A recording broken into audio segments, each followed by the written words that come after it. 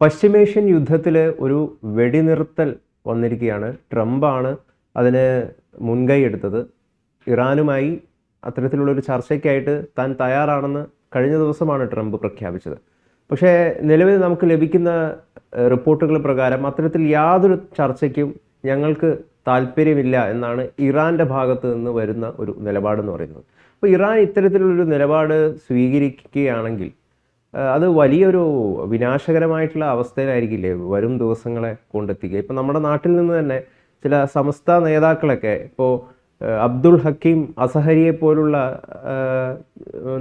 പണ്ഡിതന്മാരൊക്കെ മുസ്ലിം ലോകത്തിന് ഒരിക്കലും ഇറാൻ്റെ നിലപാടിനൊപ്പം നിൽക്കാൻ സാധിക്കില്ല എന്നൊക്കെ പറഞ്ഞുകൊണ്ടുള്ള പ്രസ്താവനകൾ പുറത്തിറക്കുന്നുണ്ട്. അപ്പം എങ്ങനെയാണ് അങ്ങ് ഈ ഒരു സാഹചര്യത്തെ വിലയിരുത്തുന്നത്? അതിപ്പോൾ ഗൗതം ചോദിച്ച ചോദ്യത്തിൽ രണ്ട് ഭാഗങ്ങളാണുള്ളത്. ഒന്ന്, ഈ ഇറാൻ യുദ്ധത്തിൽ നിന്നും ഏകപക്ഷീയമായ വെടിനിർത്തൽ ട്രംപ് പ്രഖ്യാപിച്ചിരിക്കുന്നു. എന്താണ് അതിൻ്റെ ഒരു കാരണം? എന്തായിരിക്കും അതിൻ്റെ ഒരു ഇമ്പാക്റ്റ്?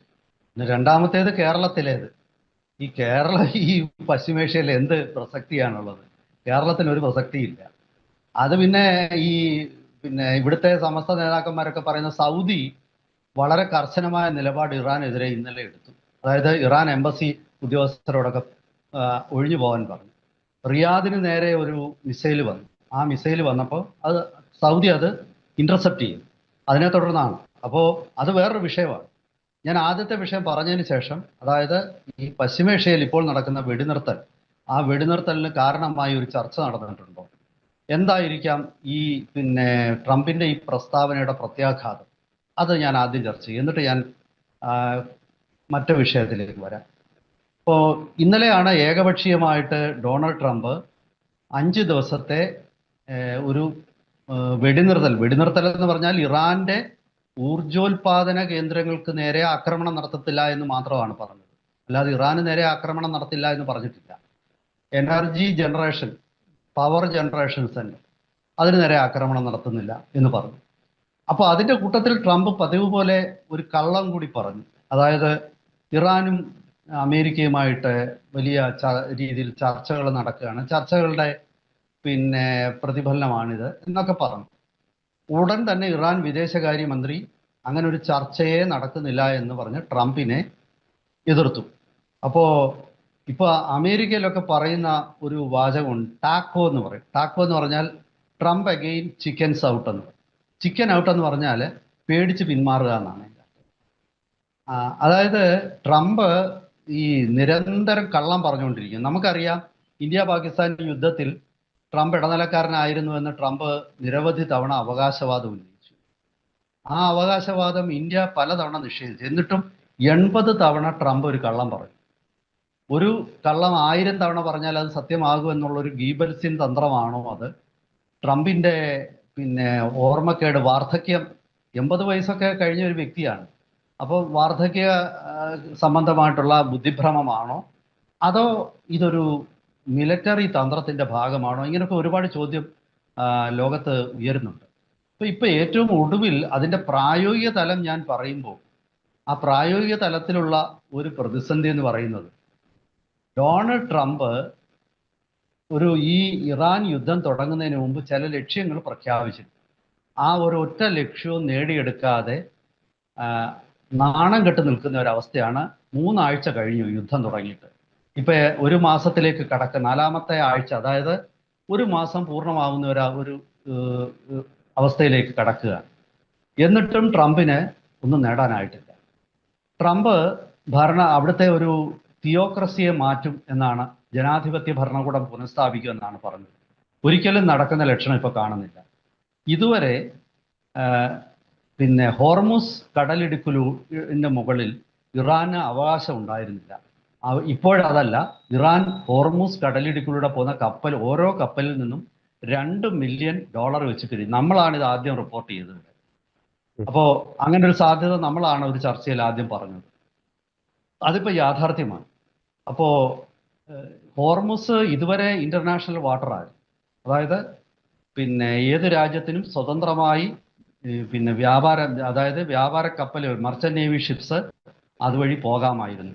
ഓയിൽ ടാങ്കറുകൾക്ക് ആരുടെയും അനുവാദമില്ലാതെ അതുവഴി പോകാമായിരുന്നു. ഇപ്പൊ സംഭവിച്ചിരിക്കുന്നത് എന്താണ്? ഇറാന് ചുങ്കം കൊടുക്കണം, അതുവഴി പോകണമെന്ന്. ഇനി മറ്റൊരു വിഷയം, ലോകത്തിന്റെ ഊർജ മാർക്കറ്റിനെ പ്രായോഗിക തലത്തിൽ ഇറാൻ നിയന്ത്രിക്കുന്ന ഘട്ടത്തിലെത്തി. ഈ ട്രംപിനും അതുപോലെ നെതന്യാഹു സഖ്യത്തിന് ആകെ ചെയ്യാൻ പറ്റുന്നത് ഇറാന്റെ നേതൃനിരയെ തുടച്ചു നീക്കുക എന്നുള്ളതാണ്. അതിൽ അവർ വലിയ വിജയമുണ്ട്. അതായത് അവിടെ ഞാൻ കാണുന്നത് ഇസ്രായേൽ ഇന്റലിജൻസ് നെറ്റ്വർക്കിന്റെ ഒരു വിജയമാണ്. അതിൽ ഇസ്രായേൽ വിജയിച്ചിട്ടുണ്ട്.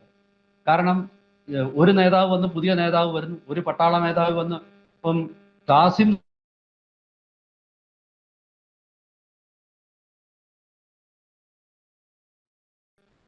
ഇസ്രായേലിന് ആവശ്യമുള്ളവരെ ആവശ്യമുള്ള സമയത്ത് തട്ടിക്കളയാൻ ഇസ്രായേലിന് പറ്റുന്നു.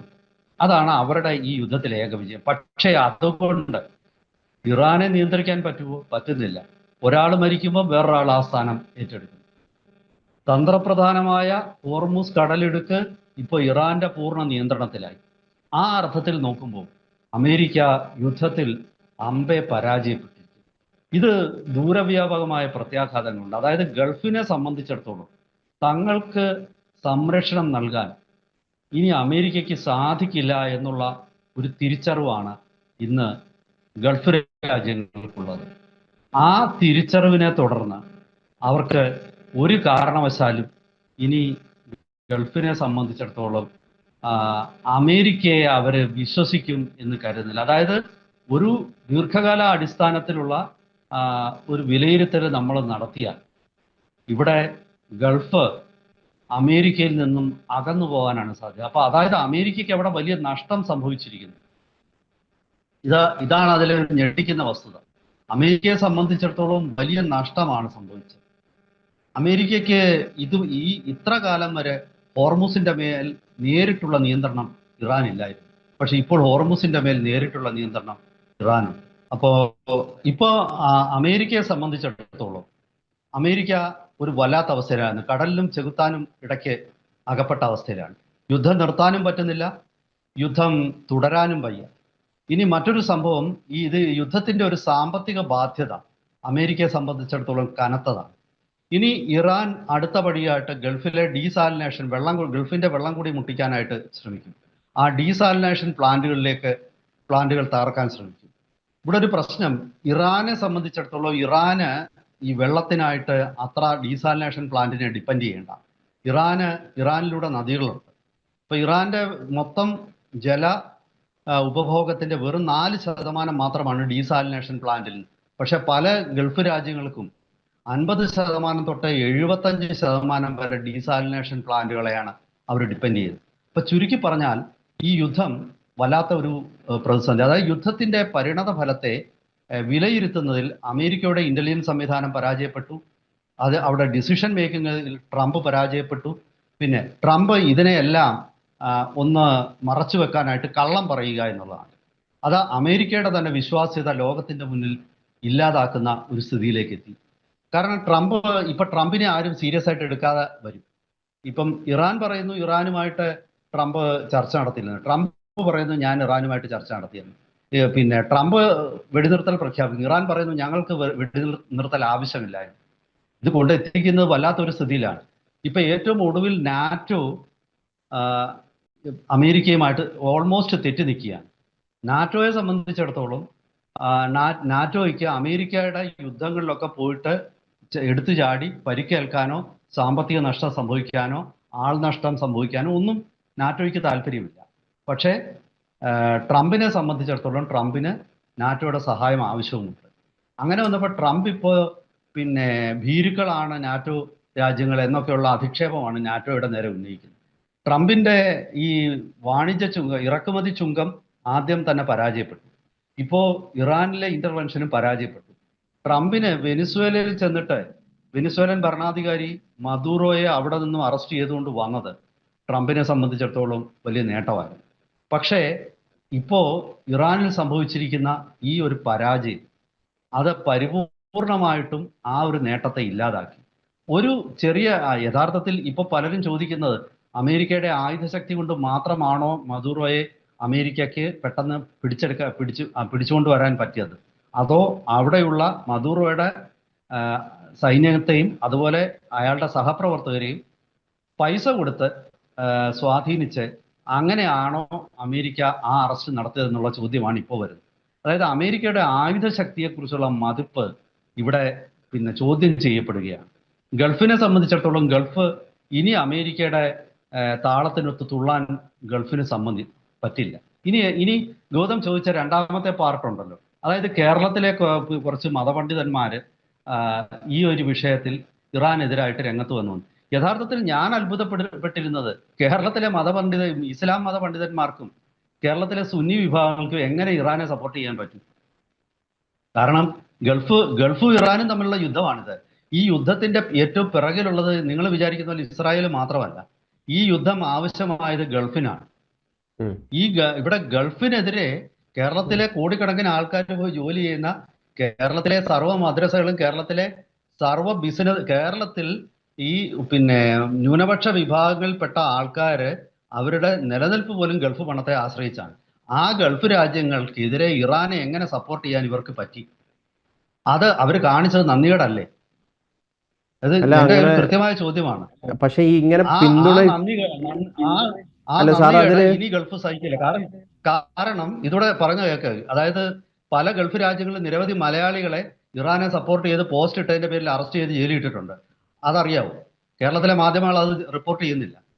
ഒരുപാട് മലയാളികളെ ഇപ്പം ജയിലിൽ കിടപ്പുണ്ട്. അപ്പോ ഇത് ഇനിയും തുടർന്നാല് ഇവിടെ ഉള്ളവരെയൊക്കെ അവർ പുറത്താക്കും. അല്ല, ഇനി ഇറാനെ സപ്പോർട്ട് ചെയ്യുന്നത് ഏത് ഗൾഫ് രാജ്യമാണ്? ചോദിച്ചോളൂ. അല്ല സാർ, ഇത്തരത്തില് ഈ എന്താണ് ഇറാനൊപ്പം നിൽക്കുന്നില്ല എന്ന് പറഞ്ഞുകൊണ്ട് ചിലവര് നമ്മുടെ ഈ മതപണ്ഡിതര് അഭിപ്രായം പറയുമ്പം അങ്ങനെയുള്ള ആൾക്കാരെ ആക്രമിക്കാനായിട്ട് നമ്മുടെ നാട്ടിൽ ഒരുപാട് ആൾക്കാരുണ്ട്. അതായത് ഈ മതപണ്ഡിതൻ സംഘിയാണെന്നും അദ്ദേഹം വർഗവഞ്ചകനാണെന്നൊക്കെ പറഞ്ഞുകൊണ്ട് ഭയങ്കര രീതിയിലുള്ള ആക്ഷേപങ്ങളാണ് ഒരു പ്രത്യേക വിഭാഗത്തിൽ നിന്ന് തന്നെ ഉണ്ടാകുന്നത്. അപ്പം അതെന്തുകൊണ്ട് രൂപപ്പെടുന്നു എന്നുള്ളതാണ്. ഇപ്പൊ ഇവർക്ക് അറിയില്ലേ മലയാളിക്ക് വലിയ രീതിയിൽ ഗൾഫ് നൽകുന്നത്, ഈ അന്നം നൽകുന്നത് ഗൾഫാണെന്ന്. അതെന്താണെന്നറിയോ? ഈ പിന്നെ ഒരുപാട് തിന്നു കഴിഞ്ഞാൽ നമുക്ക് അഹങ്കാരം വരും.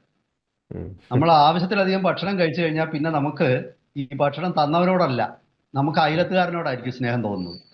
അപ്പൊ സ്വാഭാവികമായിട്ടും അറബിയോടല്ല, ഇറാനിയനോടാണ് ഒരു വിഭാഗം ആൾക്കാർ. അതിനകത്തില് കേരളത്തിലെ തീവ്രവാദ വിഭാഗങ്ങൾക്ക് ഒരു പ്രത്യേക പങ്കുണ്ട്. കേരളത്തിലെ ഈ പിന്നെ മത തീവ്രവാദ റാഡിക്കൽ ഇസ്ലാമിസ്റ്റ് ഗ്രൂപ്പുകൾ അവര് ഗൾഫിനെ പഠിപ്പിക്കാൻ ചെല്ലും ഇസ്ലാമിനെ കുറിച്ച്. അത് എനിക്കറിയാം, ഞാൻ കണ്ടിട്ടുണ്ട്. ഞാൻ ഗൾഫിൽ പത്രപ്രവർത്തനമായിട്ട് ജോലി ചെയ്യുമ്പോൾ ഒരിക്കൽ ഞാൻ ദുബൈയിലെ ഏറ്റവും ആൽ ഖുറൈർ ഗ്രൂപ്പ് എന്ന് പറയുന്ന ഒരു വലിയ പണക്കാരുണ്ട്. അവർക്ക് തറവാട് എന്ന് പറഞ്ഞിട്ടൊരു സംഘടനയുണ്ട്. ഈ പരമ്പരാഗത പണക്കാരുടെ സംഘടനയാണ്. അപ്പോൾ ഈ തറവാട് എന്നുള്ളത് ഇതിന്റെ അർത്ഥം എന്താണെന്ന് ഞങ്ങൾ ഇങ്ങനെ ചർച്ച ചെയ്തുകൊണ്ടിരിക്കും. മലയാളിയായ ഒരു പത്രപ്രവർത്തകൻ എന്നോട് പറഞ്ഞു, അത് തറവാടെന്നല്ല തറാവത്ത് എന്നാണ് ഉച്ചരിക്കേണ്ടത്, അത് നിങ്ങൾ തെറ്റിച്ച് മലയാളത്തിലെ ഉച്ചാരണം അല്ലെന്ന് പറഞ്ഞു. അപ്പോ ഈ അൽഗുറൈർ ഗ്രൂപ്പിന്റെ വൈസ് പ്രസിഡന്റ് മകൻ ഉണ്ടായിരുന്നു. അപ്പൊ അവര് പറഞ്ഞു, അവർ ഈ ചോദ്യം ചോദിച്ച മലയാളി പത്രപ്രവർത്തകരോട് അയാളോട് ചോദിച്ചു, നിങ്ങൾ അറബിയാണോ എന്ന് ചോദിച്ചു. അപ്പോ ഈ മലയാളി പത്രപ്രവർത്തകൻ പറഞ്ഞു, അല്ല ഞാൻ മലബാറിയാണെന്ന് പറഞ്ഞു. അപ്പോൾ അവര് പറഞ്ഞു, നിങ്ങൾ മലബാറിയാണെങ്കിൽ നിങ്ങളുടെ ഭാഷ എങ്ങനെ ഉച്ചരിക്കണമെന്ന് നിങ്ങൾ പഠിച്ചാൽ മതി, ഇത് തറവാടെന്ന് തന്നെയാണ് ഉച്ചരിക്കുന്നതെന്ന് പറഞ്ഞു. അതായത് അറബിയുടെ ഉച്ചാരണം അങ്ങോട്ട് പഠിപ്പിക്കാൻ ചെല്ലുന്ന അത്ര ധാർഷ്ട്യമുള്ള മലയാളികൾ, റാഡിക്കൽ ഇസ്ലാമിസ്റ്റുകളൊക്കെ ഇവിടെ ഉണ്ട്. അതെന്താണെന്ന് വെച്ചാൽ അവര് സ്വയം അറബിയാണെന്ന് വിചാരിക്കാൻ തുടങ്ങി. അറബിക്ക് വേണ്ടി തീരുമാനമെടുക്കാൻ ഞങ്ങളെ ഏൽപ്പിച്ചിട്ടുണ്ടോ എന്ന് അവർ ചിന്തിക്കാൻ തുടങ്ങി. ഇങ്ങനെയൊക്കെയുള്ള കുറച്ച് പിന്നെ പ്രശ്നങ്ങൾ അതിനകത്തിലുണ്ട്. അത് ദൗർഭാഗ്യവശാല് ഇത്തരം ആൾക്കാരാണ് ഈ യുദ്ധത്തിൽ ഇറാൻ അനുകൂലമായ നിലപാടുകളൊക്കെ എടുത്ത് ഇതാകെ കുളമാക്കുന്നത്. ഇത് കേരളത്തിലെ മതപണ്ഡിതന്മാർ അവർ ഇടപെട്ടത് ശരിയായ നടപടിയാണ്. അത് 100% ശരിയായ നടപടിയാണ്. പിന്നെ ഗൾഫിനെതിരെ ഇറാനൊപ്പം നിൽക്കാനുള്ള ഇവിടുത്തെ കുറെ റാഡിക്കൽ ഇസ്ലാമിസ്റ്റ് ഗ്രൂപ്പുകളെ എതിർക്കേണ്ടത് എനിക്ക് തോന്നുന്നു കേരളത്തിലെ പിന്നെ മതപണ്ഡിതന്മാരുടെ അവരുടെ ഉത്തരവാദിത്തമാണ്. അത് മോദിയും കാന്തപുരം തമ്മിൽ കണ്ടതോ അല്ലെങ്കിൽ സംഖ്യയായതുകൊണ്ടോ ഒന്നും അല്ല. അതാണ് അതിനകത്തിലെ ശരിയായ നിലപാട്. ആ ശരിയായ നിലപാടെടുത്ത മതപണ്ഡിതൻ യഥാർത്ഥത്തിൽ കേരളത്തിന്റെ തന്നെ താല്പര്യങ്ങൾ സംരക്ഷിക്കുകയാണ് ചെയ്തത്. കാരണം ആവശ്യമില്ലാതെ ഈ വിഷയത്തിൽ പോയിട്ട് അഭിപ്രായ പ്രകടനം നടത്തി ഉള്ള കഞ്ഞിയിൽ പാറ്റയിടാനുള്ള കേരളത്തിലെ പിന്നെ തീവ്രവാദ ഭീകരവാദ ഗ്രൂപ്പുകളെ അവരുടെ ശ്രമത്തെ മുളയിലേ നുള്ളി നമുക്ക് വ്യക്തമായ നിലപാട് ഗൾഫിനൊപ്പം നിൽക്കുക എന്നുള്ളതാണ്. ഇന്ത്യ എങ്ങനെയാണ് നിൽക്കുന്നത്? ഗവൺമെന്റ് ഓഫ് ഇന്ത്യ സർക്കാർ അങ്ങനെയാണ് നിൽക്കുന്നത്. കാരണം അല്ല ഇതില് നരേന്ദ്രമോദി സാർ നിരന്തരമായിട്ട് ഇതില് UAE ഭരണാധികാരിയായിട്ടും അതുപോലെ സൗദി ഭരണാധികാരിയായിട്ടും ഒക്കെ നിരന്തരമായിട്ട് ചർച്ച നടത്തുക. അപ്പൊ അവരുമായിട്ട് യോജിച്ച ഒരു നിലപാടാണ് ഇന്ത്യ സ്വീകരിക്കുന്നത്. അതിനൊപ്പം തന്നെ കേരളത്തിൽ നിന്നും ഗൾഫിൽ ജോലി ചെയ്യുന്നവരും പോകണം എന്നുള്ളതാണ് അതിന്റെ ഒരു വസ്തുത. ചോദിച്ചു. അല്ല ഇതിൽ ഇറാനെ കാണുന്നത് ഒരു മർദ്ദിത വർഗമായിട്ടാണ്. അതായത് വലിയൊരു ബൂർഷ്വാ വർഗം ഇറാനെ മർദ്ദിക്കുന്നു, അവര് നിസ്സഹായരായിട്ട് നിൽക്കുന്നു. അപ്പം അവരെ അത്തരത്തിൽ ചൂഷണത്തിന് വിധേയമാക്കപ്പെട്ടിട്ടുള്ള ഒരു വലിയ ജനസമൂഹമായിട്ടാണ് ഇവിടെയുള്ള പലരും കാണുന്നത്. അപ്പം അതിൻ്റെ അടിസ്ഥാനത്തിലാണ് അന്നം തരുന്ന ഗൾഫിനെ പോലും മറന്നുകൊണ്ട് ഇത്തരത്തിലുള്ളൊരു നിലപാടെടുക്കാനായിട്ട് അവർക്ക് സാധിക്കുന്നുള്ളത്. അപ്പം അനാവശ്യമായിട്ട് എന്തിനെ ഇറാൻ ആക്രമിക്കാൻ പോയി എന്നാണ് ഇപ്പോഴും ഉയരുന്ന ചോദ്യം. അല്ല, അതൊക്കെ വേറെ വിഷയമാണ്. അത് ഇവിടുന്ന് ഈ ബാർബർ ഷോപ്പിൽ ഇരുന്നുകൊണ്ട് പിന്നെ കസ്റ്റമറുടെ മുടി വെട്ടുന്ന ആളിനെ പെരിസ്ട്രോയിക്കയെ കുറിച്ചും ഗ്ലാസ് നോസ്റ്റിനെ കുറിച്ചും ഒക്കെ സംസാരിക്കുന്നത് കേരളത്തിലെ ഒരു കമ്മ്യൂണിസ്റ്റ് വ്യാജ പുരോഗമന ചിന്തയും ലോകവീക്ഷണത്തിന്റെ അത് ഓരോരുത്തർക്കും ഓരോ ജോലിയുണ്ട്. ആ ജോലി അനുസരിച്ച് ആ ആൾക്കാർ പ്രവർത്തിക്കുക എന്നുള്ളതാണ്. അല്ലാതെ ഒരു ജോലി നിങ്ങൾക്ക് ആർക്കും കൊടുക്കാൻ പറ്റില്ല.